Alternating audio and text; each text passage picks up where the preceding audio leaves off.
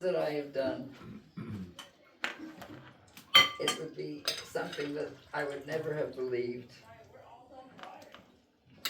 And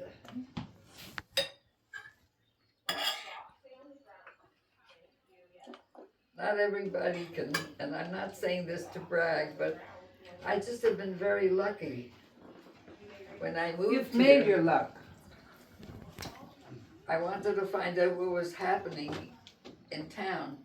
So I happened to find out about the local,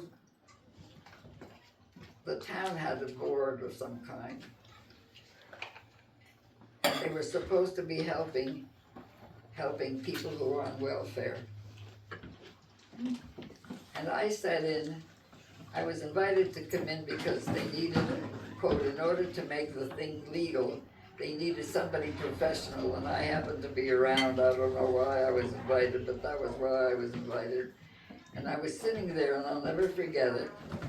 There were all these people, local people, and the Evelyn Walker, who had been the welfare director, but at the time when she was appointed, you didn't need any, quote, professional background. If you had shown an interest in your community and you did a good job, and you were helping people, then when the state decided that they were going to make and they had to start with somebody, so she got the job. And I happened to be around, and we got to know each other, and she knew that I had a degree, so they appointed me. And when somebody said to me, when I questioned some of then we were supposed to read the reports of people who needed help, and nobody was supposed to know who it was. It was by number. And here they were opening it up, talking about their neighbors and deciding who should get it, whose husband was drunk or whose children was this and who was the other one. And I was absolutely mortified. And I said to them, we could all be in jail. You can't do this. Do you know what they said to me? You must be from New York. That's what they said. Do you know what I said? I said, no, I'm from Canada. Even worse. I don't even know New Yorker. And I was the first lady on the New Jersey prison board. So when I went to Trenton, and they said to me, and they gave me a whole pile of papers like this, and I said, what's that for? And they said, well, that's so you can find out what policy to make. And I said, I'm gonna get a whole pile of this, and you expect me to read this? And I said, I don't want to do that. I want you to open the gates and let me in. And they thought I was out of my mind. I said, no, if I'm going to be on the board, I want to get inside the prison and I want to talk to the inmates. So I was the first person, and not only the first woman, but I was the first person to be inside the state prisons of the state of New Jersey. I'm very proud of that. So I've got a lot that I've been, as I said, I've been at the right place at the right time. And I've just had experiences that I don't think many people who came from Montreal, from a nice Jewish Orthodox family, could have been where I was, just because I happened to be there and be very lucky.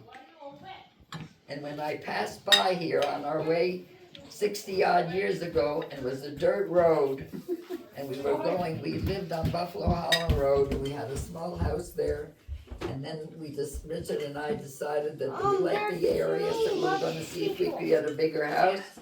Richard was in Europe at the time, and he was coming home, but I decided I was able to get Sick Kuhn, who was our real estate agent, who had sold us the house on Buffalo Hollow Road, to come and just take a look around and see what was doing before Richard got home. So this was a dirt road, and he was taking a shortcut, and there was a little sign like this right at the bottom of the hill, and the barn was sloping like this, and the place looked very run down. And we were passing by. There was no pond, it was mud. And I said, stop the car. And he looked at me, he said, what for? I said, I want to see what that place looks like. And he literally stopped the car, and he looked and he said, are you out of your mind? So I said, maybe, but I want to see what this place is like. So that's how we got here. And I remember standing right at the driveway and saying to myself, well,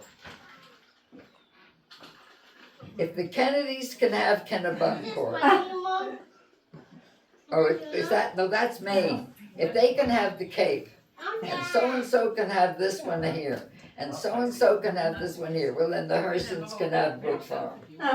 And that's how we got here. So that's the story, that's the history of this place. And we never, and when my sister said, are you out of your mind? So I said, well, we'll take time and we'll do it. No water. They were dragging water by the pailful. There was a pipe. When we first moved here, I don't know how it went against gravity, but there was a pipe that went from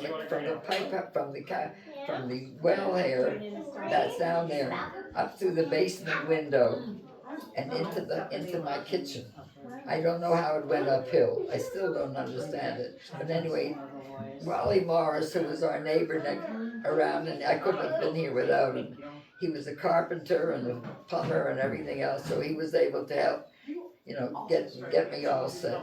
And when we first moved here, our first Thanksgiving, I don't know whether Jonathan you remember that, the walls were bare, and we had a rug on the wall. Do you remember that? When we first moved here, the first Thanksgiving. Because that was what we had the first Thanksgiving when the walls weren't. We were living in New York and the walls weren't even up yet, and we lived here. And I said, it'll be home. It'll be fixed someplace. And the fireplace looked like it was falling apart, and I said, that's all right. We'll fix that.